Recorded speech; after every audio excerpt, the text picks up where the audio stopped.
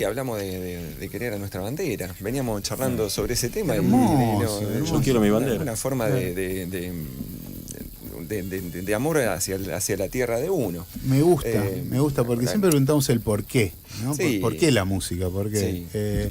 Y le queremos hacer un pedido también para arrancar. Estamos en Columnas de Papel hoy. Tenemos una clase por delante. Quiero decirles a oyentes que tenemos una clase en instantes nada más. Antes un pedido, ya que entraron con el tema de la bandera y los mates lavados. Sí.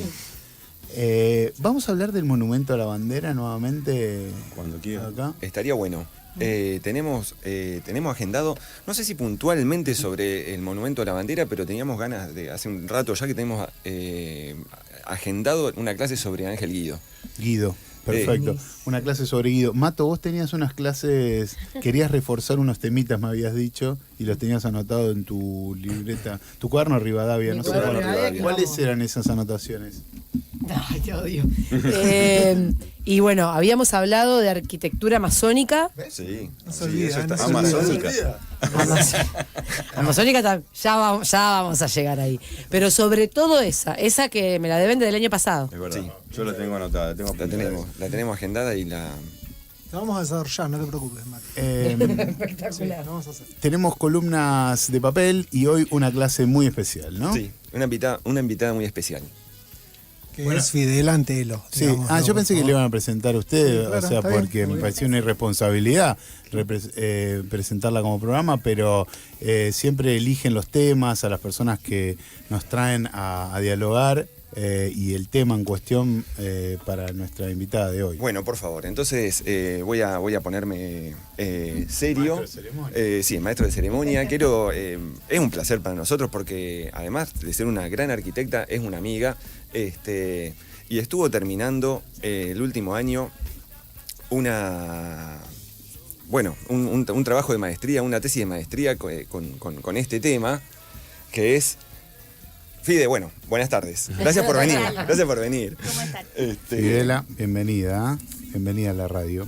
Y bueno, Estoy bastante nerviosa, así que por favor, continúa. respira ¿Qué ibas a profundo. decir? No, bueno, con un tema que me parece súper interesante para los tiempos que corren, que es justamente cuando los gobiernos contemporáneos buscan desmantelar o desespacializar o desmaterializar el Estado. Justamente Fidela viene con lo contrario, con una historia de cómo el Estado se materializa a través de edificios. Por ejemplo, este mismo edificio, que es el gimnasio de la UNR y la radio de la UNR y la editorial de la UNR, es parte de todo eso, ¿no es cierto? Entonces, ¿cómo la arquitectura estatal? Bueno, no quiero ahondar y ni quiero tampoco pisarme con cosas que pueda llegar a decir Fidela, así que... Bueno, está bien. Bienvenida y gracias por venir. Gracias por invitarme. En realidad siempre como mi curiosidad de hacer una maestría, que fue una maestría en Historia y Cultura, que todavía no la terminé, o sea, la entregué, pero todavía no está en el momento de defensa, estoy a la espera, así que ansiosa que pase eso este año, fue esta inquietud con lo estatal y la arquitectura, ¿no? Cómo son esos edificios estatales y qué representan, ¿no? En cada ciudad y en cada territorio. Y por esto que decís, Martín, está bueno pensar en la fragilidad que hoy en día están atravesando estas instituciones en el siglo XXI, que tiene que ver con desfinanciamiento, desmantelamiento y hasta poner en cuestión directamente el rol del Estado, y eso conlleva a sus instituciones también, ¿no? Pero hay como una contradicción o ambigüedad de alguna manera de que frente a esa fragilidad que tiene hoy el Estado, la arquitectura de alguna manera permanece como la parte dura del Estado de hormigón y de piedra que sigue ahí básicamente, y aunque los gobiernos cambien, las instituciones desaparezcan, o sea, más que instituciones, los ministerios o las políticas públicas desaparezcan, esa permanencia vuelve a la arquitectura, algo más que un soporte físico, es como un archivo político que tenemos. Espacializar el Estado es el concepto, la arquitectura como dispositivo político de esta especie de clase radial de Fidel Antelo en columnas de papel. Me gusta ese concepto de, bueno, pensar una arquitectura que va a atravesar un montón de cambios de colores políticos, razón por la cual se pone al frente de la discusión que puede ser contemporánea, y por eso también lo importante de discutir sobre esos temas, porque es algo que perdura, no es de una gestión, es de una ciudad, es de una toma de posicionamiento espacial, territorial y de construcción para larga data. Por eso es como la pregunta central es cómo la arquitectura participa de la producción del Estado, ¿no? A través de qué maneras. Y yo no pienso solo en la arquitectura, o sea, está bien sí pensar en los edificios en sí, pero también se puede pensar en las diferentes maneras de materializar el Estado, que puede ser de una reja, de cerrar un parque y que el parque tenga una llave y que alguien decida quién lo abre y quién lo cierra, hasta un muro de un barrio a otro, hasta un muro que divide una ciudad a otra, hasta un muro que divide un país de otro. Todas cosas que hoy en día pasan y atraviesan y hay conflictos políticos en base a eso, pero bueno, son las maneras de que el Estado de alguna manera muestra su hegemonía y muestra su poder a través de la materialización de eso. Exactamente, buenísimo. Probablemente, perdón, sean tal vez las rutas y los caminos los que de alguna manera, y me gustaría decir los ferrocarriles, pero muy locamente en nuestra historia fueron los privados, fueron empresas privadas las que, y sobre todo aparte extranjeras, las que vinieron y de alguna manera materializaron todo eso, pero me gusta también eso que en algún momento hayan pasado también a manos del Estado también. Bueno, pero también se puede pensar que el territorio, como nosotros lo conocemos, que lo consideramos así y neutral, no lo fue. Alguien lo planificó, alguien en un momento se disputó y esos límites se generaron. Entonces nada es neutral. Total. Y todo tiene un propósito que obviamente tiene sus consecuencias, ¿no? Desde el lado que nos atañe, que es el de la comunicación, lo primero que me viene a la mente en esta conversación es la cuestión ligada a la discusión. Como que hay que dejar de temerle a la discusión en torno a qué es lo que pasa con los concursos, con qué decisiones se toman. Con nuestras construcciones antiguas, que ahora tienen un valor patrimonial. Todo esto siempre causa discusión y rispideces, porque justamente son decisiones muy profundas acerca de, bueno, cómo son las ciudades que queremos habitar. Ni que hablar todo lo que falta, ¿no? Porque vos hablás de las rutas están intransitables, los barrios a los que le falta un montón de infraestructura básica. Digo, qué importante en este punto de la discusión esta arquitectura como dispositivo político que planteás, Fidela. Sí, también está bueno por ahí, justo que ahora viene con el tema de la universidad y su desfinanciamiento, de esta cosa de vaciar a la universidad, vaciar el edificio, que sin embargo es muy difícil de que eso pase, porque de alguna manera ya uno tiene una pertenencia, hay un imaginario colectivo ahí y hay una cuestión colectiva de la ciudad y de cada ciudad que lo atraviesa. Yo les quería contar, pero bueno, capaz que nada que ver. Meta. Que me parecía interesante entender y que bueno, que algo que tuve que estudiar un poco de cómo empieza en esto de la arquitectura pública y estatal, o sea, el edificio específico, de dónde viene, y no solo se estudió desde la disciplina específicamente arquitectónica, sino también desde la sociología, desde la filosofía y de la teoría política, que hay dos referentes como súper importantes, que es Foucault, que por ahí es el más conocido, que tiene ese libro tan importante, Vigilar y Castigar, de los 70, y después hay otros que se llaman Fourquet y Murat, que también son franceses de la misma época, que lo que hablan ellos, Fourquet y Murat, es que hablan de los equipamientos del poder. Y lo que ellos explican es que son infraestructuras públicas, pueden ser los hospitales, las cárceles o las escuelas, pero que lo interesante es que básicamente esos equipamientos no nacen para cumplir su función actual. O sea, el hospital no se creó para curar a las personas, sino que eso fue posterior. Y por qué en realidad se crearon fue para controlar, ordenar y fijar a la población, ¿no? Entonces, básicamente, ¿por qué pasaba esto? Fue revolución industrial, masa de poblaciones que se mueven y la familia extendida que nosotros conocíamos, donde estaba la familia todos en su casa, donde ahí trabajaban, estudiaban, educaban a los niños, cuidaban a los enfermos y a la gente mayor también las cuidaban. Todas esas personas se tienen que volver productivas frente al capitalismo, entonces tienen que empezar a salir de su casa e ir a trabajar. Entonces, de alguna manera, el Estado tuvo que responder a esas cuestiones, pero no para ayudar a la gente en ese momento, o sea, estamos hablando del siglo XVIII, o sea, hace bastante tiempo atrás, sino para decir, bueno, tengo que encauzar a estas personas y disciplinarlas. Para que sigan produciendo, básicamente. Para que sigan produciendo. Ay. Entonces empiezan a generar estos binarismos de, bueno, quién es normal, anormal, quién está loco, quién no está loco, quién es productivo, quién no es productivo. Bueno, toda esta gente que no va dentro de mi sistema productivo, la meto en estos equipamientos, que son las escuelas, que son los hospitales, para disciplinarlas y que vuelvan a ser productivas. Que bueno, que después también Foucault lo toma cuando habla del panóptico, y bueno, Claro. eso es más conocido.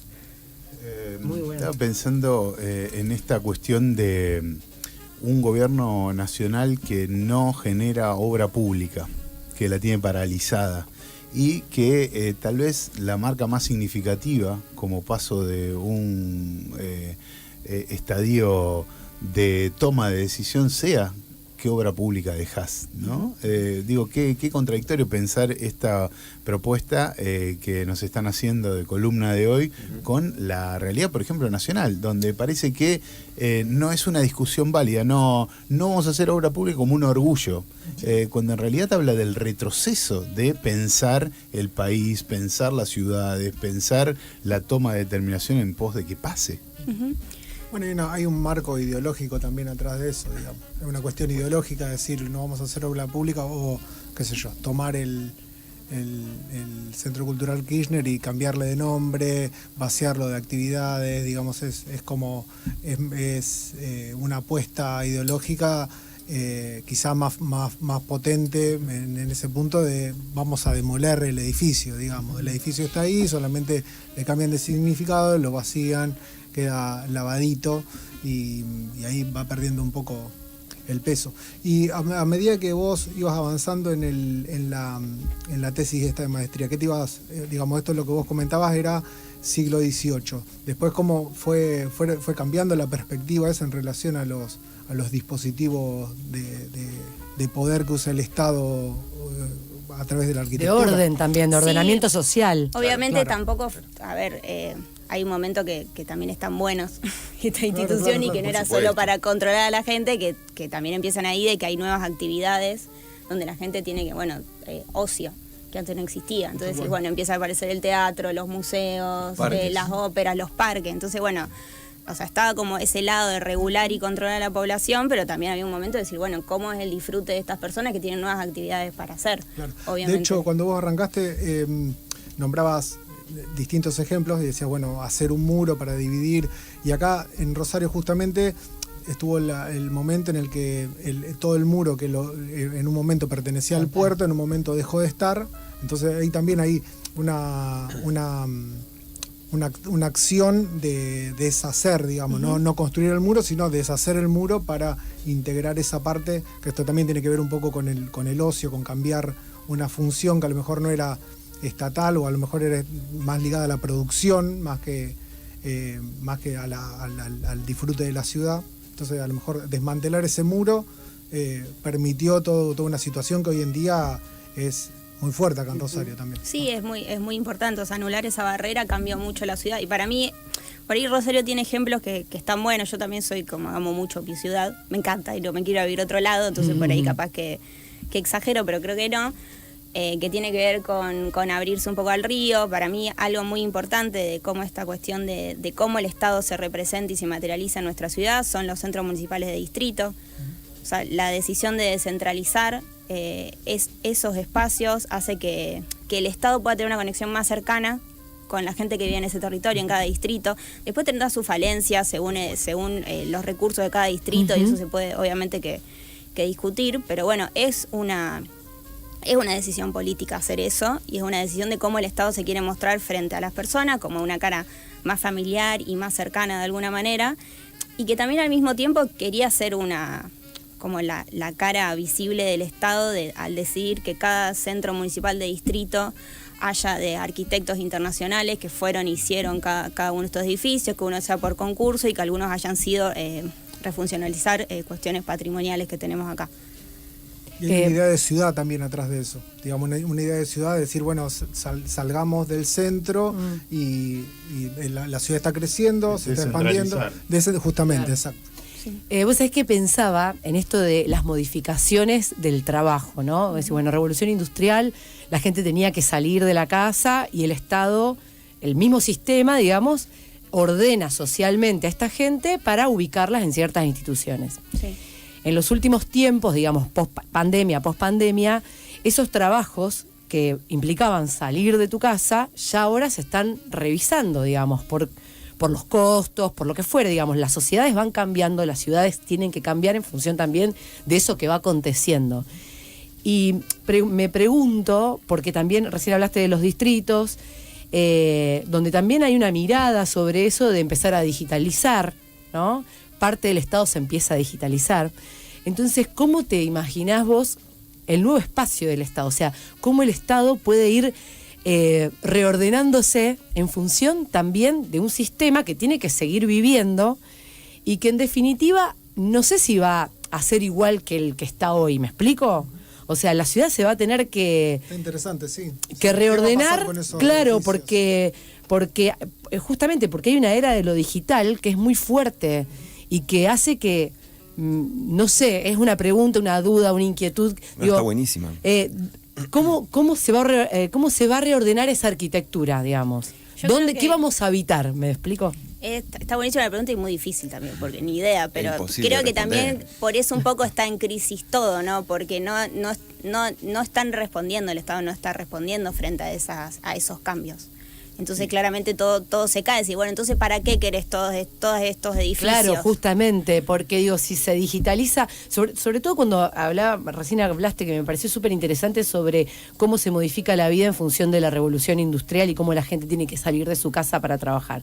Ahora, si hay una tendencia, ¿no?, a quedarse adentro y trabajar adentro, pienso, ¿cómo se reorganiza? O sea, ¿cómo el Estado puede seguir viviendo desde otro lugar, que no sabemos cómo? Si en algún momento lo pensaste, o lo pensaron, o se imaginan, o si hay teorías, o no sé cómo son las otras ciudades, pero me llama es una pregunta que me da vueltas, básicamente porque el orden laboral cambió, o está en proceso de cambio. Sí, y de hecho, bueno, un poco lo que mencionás vos con lo que mencionaba Fide con respecto a los centros municipales de distrito, que son unos edificios que seguramente los conocen a todos o a casi todos, unos edificios hermosos, que hoy por hoy, con este tema de la digitalización de un porcentaje mayor del tramiterío y de todos esos asuntos, se han visto de alguna manera vaciados de funcionamiento y por ende de sentido.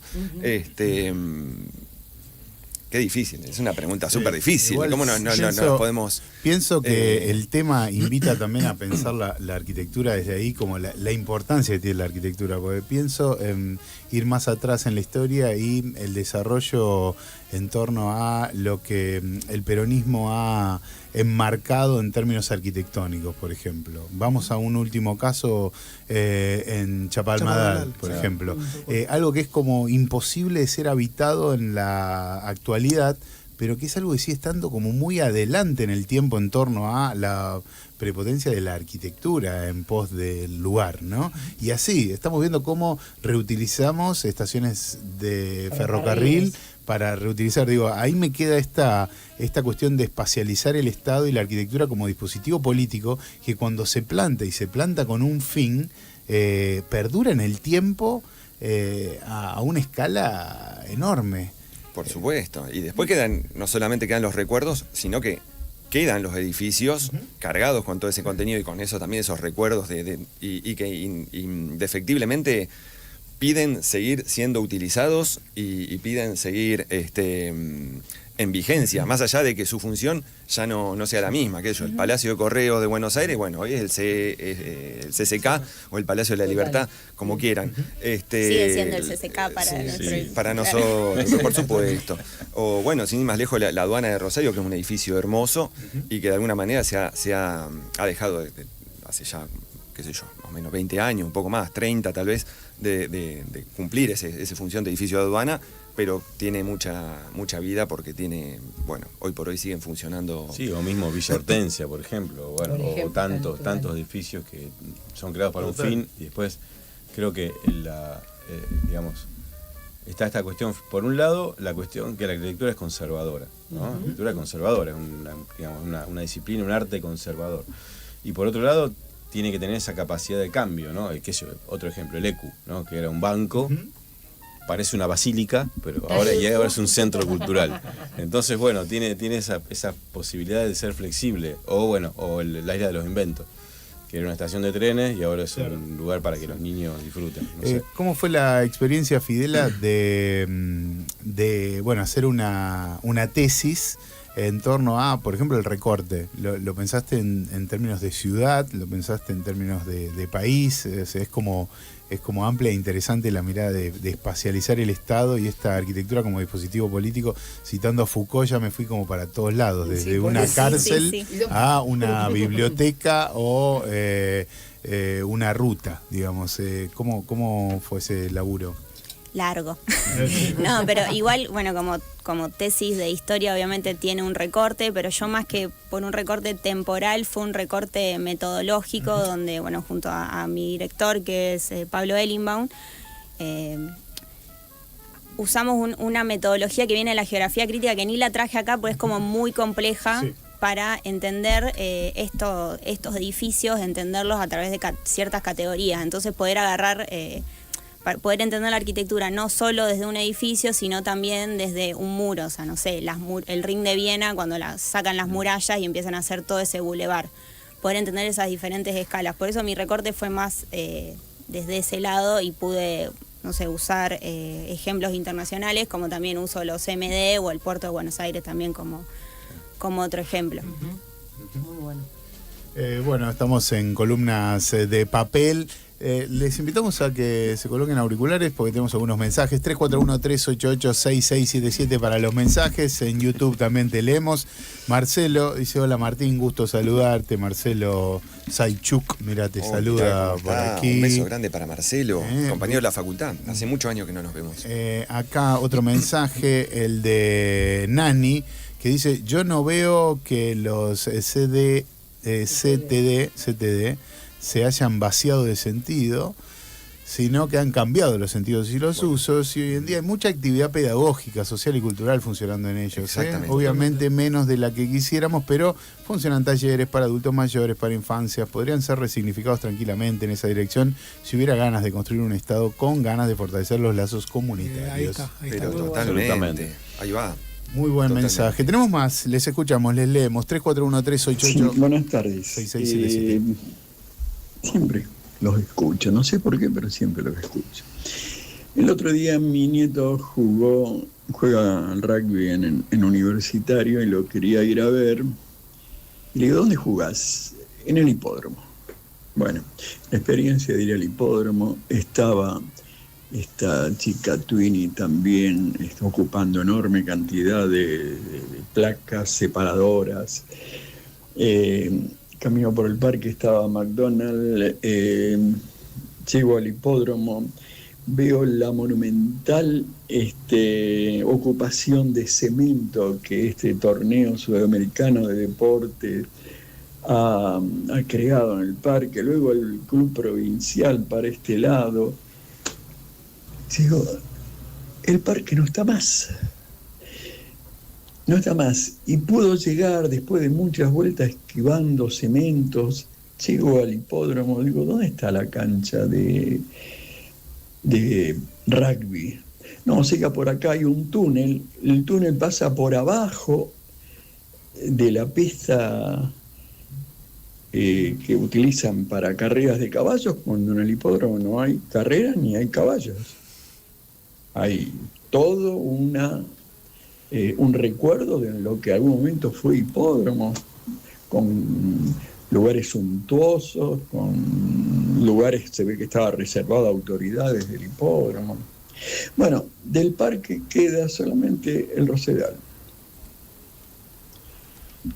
No sé, me parece que no tendríamos que haber convertido el parque, que fue creado como espacio verde, fue donado, se fue haciendo. Cuando yo era chico veía unos operarios municipales que plantaban unos palitos para marcar el día. Yo pasaba por ahí y veía qué día era.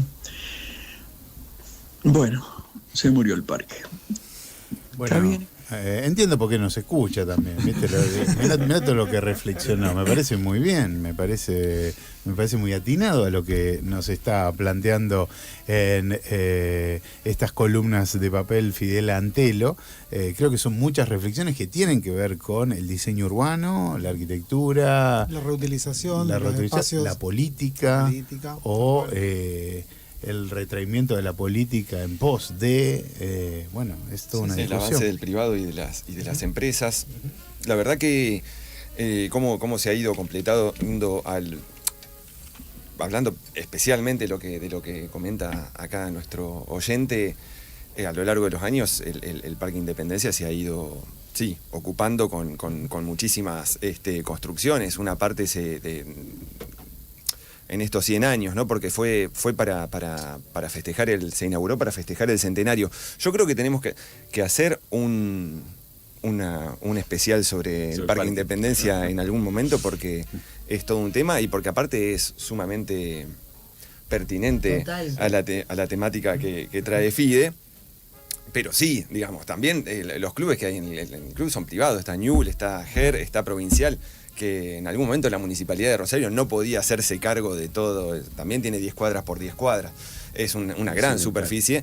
Y después quedó medio como banco de tierra para futuros edificios públicos que vayan apareciendo. ¿Viste? Ahora apareció el van a ISEF, ver ¿dónde un lo par más. ponemos? Y bueno, tenemos un rincón, nos quedó un rincón en el Parque Independencia. Yo creo que se merece una charla, un capítulo, y también porque tiene muchísimo, tiene todas estas tribunas que son hermosas del hipódromo, que no tienen ninguna función, nadie sabe muy bien qué hacer con ellas. Pero son una belleza. Yo creo que es más aporte del Jockey Club o de privados que seguramente del Estado, pero hoy por hoy el hipódromo es de Rosario. Sí, Así también que es como lo que pasó con la Costanera, que hubo que haber convenios con los privados, porque obviamente el Estado no podía abarcar todo. Entonces, de alguna manera, un poco con el privado tenés que decir, bueno, yo te doy esto, pero vos me das esto a cambio, y así se construye un montón de ciudades, no solo en Rosario, sino en muchos lugares. Además dice que haya como un límite, ¿no? De, bueno, ¿hasta cuándo el privado? Sí, y también está el tema de que en los espacios estos abiertos, los parques, hay que poner el programa, si no la gente no va. Entonces uno, ¿qué hace? Claro. Pone un club, pone el Rosedal, pone la Calecita, pone el no sé qué. El y Gusano la Loco. gente Jardín vaya. de los Niños. Claro, el Jardín de los Niños, el Palomar. Si vos dejás el espacio libre, no va nadie. La gente va porque va a hacer algo. Entonces, bueno, también está ese equilibrio, ¿no? Entre la sociedad rural, que esté en una época, ¿se acuerdan? Sí. El hipódromo, qué pero sé yo. retomo algunos temas que fueron abordados por aquí, pero pienso que siempre y cuando hubo un plan, pienso en el plan estratégico de Rosario o pienso en una ciudad pensada a tantos años, es muy diferente a cuando no hay plan. Y cuando no hay plan se nota mucho porque justamente esa anomia o ese sede de poder a privado, a club, a lo que fuere, te va debilitando como ciudad. Y también pienso en el Consejo y su rol fundamental que debería tomar de manera más férrea, de manera más consciente. Hoy lo escuchaba a Pablo Feldman temprano por la mañana hablando al respecto aquí. Me resultaba muy interesante la mirada, porque si no estamos como discutiendo desde una mirada solamente arquitectónica, que muchas veces no puede definir lo que termina pasando en la realidad. Y uno no es que se niegue a que la ciudad no cambie, no crezca, no se adapte a una mancha urbana que naturalmente va creciendo como se expande en todas las ciudades, pero necesitamos algún tipo de mirada también que pueda discutir sobre eso, defendiendo a la ciudad, no solo al mercado. Pero tiene que ver con lo que vos decís del retiro del Estado, porque en realidad, a ver, cuando nosotros hablamos de Estado, ¿qué es el Estado?